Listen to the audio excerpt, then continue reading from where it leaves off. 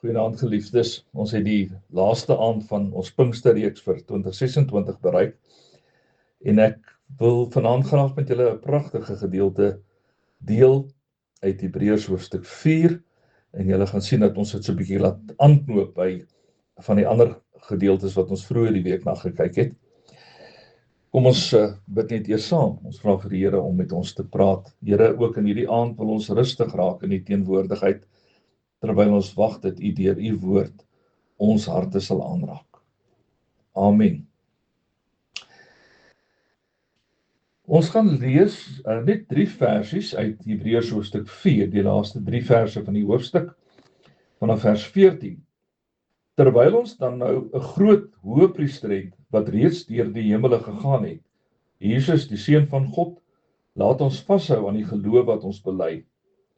Die hoëpriester wat ons het, is nie een wat geen medelee met ons swakhede kan hê nie. Hy was immers in elke opsig net soos ons aan versoeking onderwerp, maar hy het nie gesondig nie.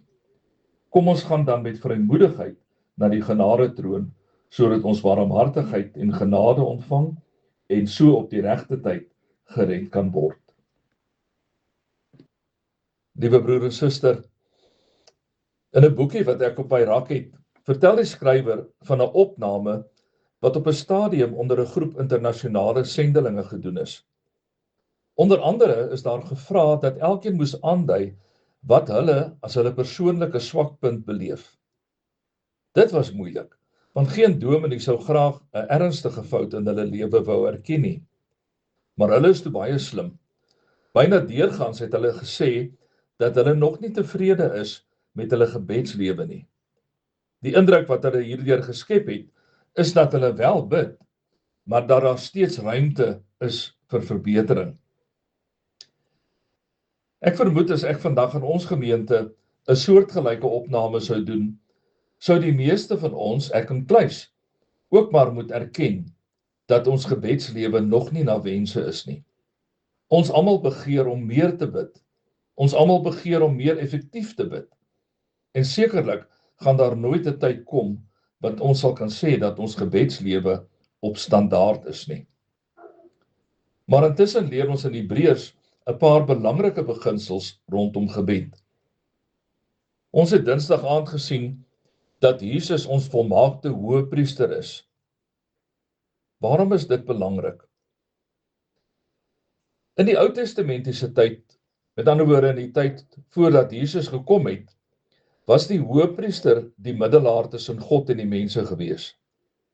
As die volk 'n belangrike saak gehad het, waarmee hulle na die Here toe wou gaan, moes hulle dit via die hoëpriester doen. Hulle kon nie sommer net direk met God praat nie.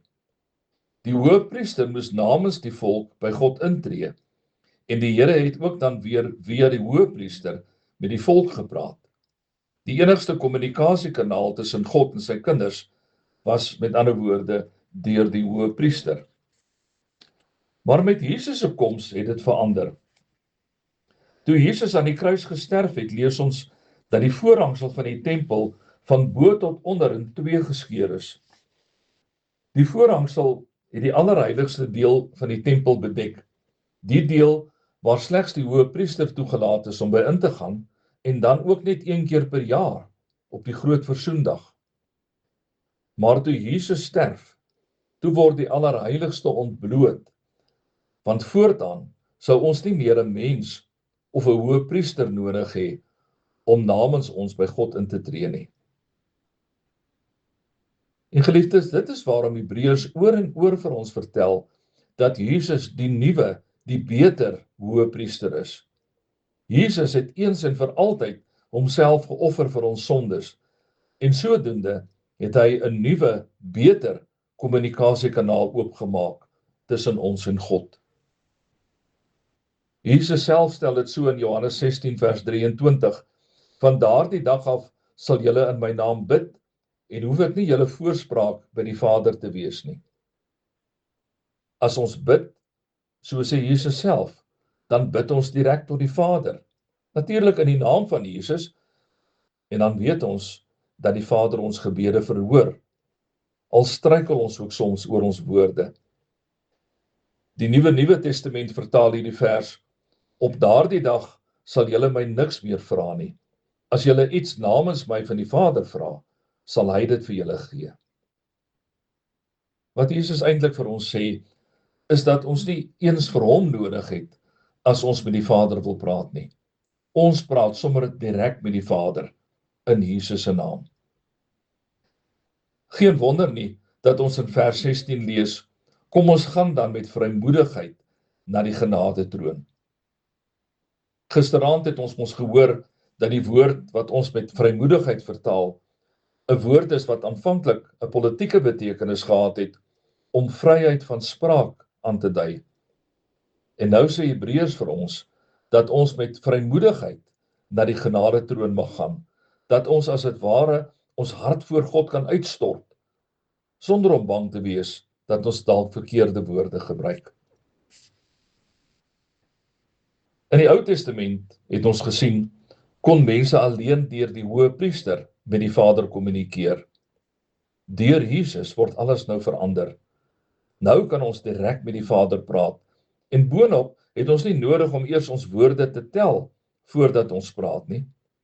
Nee, natuurlik beteken dit nie dat ons op 'n disrespekvolle manier met God kan praat nie. Natuurlik moet ons altyd bewus wees van wie God is en wie ons is as ons met hom praat. Maar dit beteken wel, soos een persoon skryf, dat ons met ons kop omhoog met die Vader kan praat. Ons het nie nodig om verskoning te vra as ons met hom praat nie. Dit is regtig belangrik dat ons hierdie boodskap verstaan. Baie mense glo skynbaar nog steeds dat God baie beter luister na 'n dominee se gebede. Dis so asof hulle dink dat dit nie ware gebed is as die dominee nie eers gebid het nie. Ek gee hoegenaamd nie om vir iemand te bid nie. Trouwens, ek probeer al hoe meer as iemand vir my vra of ek vir hulle sal bid om dit sommer daar en dan te doen. Maar Hebreërs leer vir ons dat dit regtig nie meer nodig is dat iemand anders namens ons bid nie. Ek het nou op grond van Jesus se lewe en sterwe die voorreg om sommer direk met ons hemelse Vader te praat.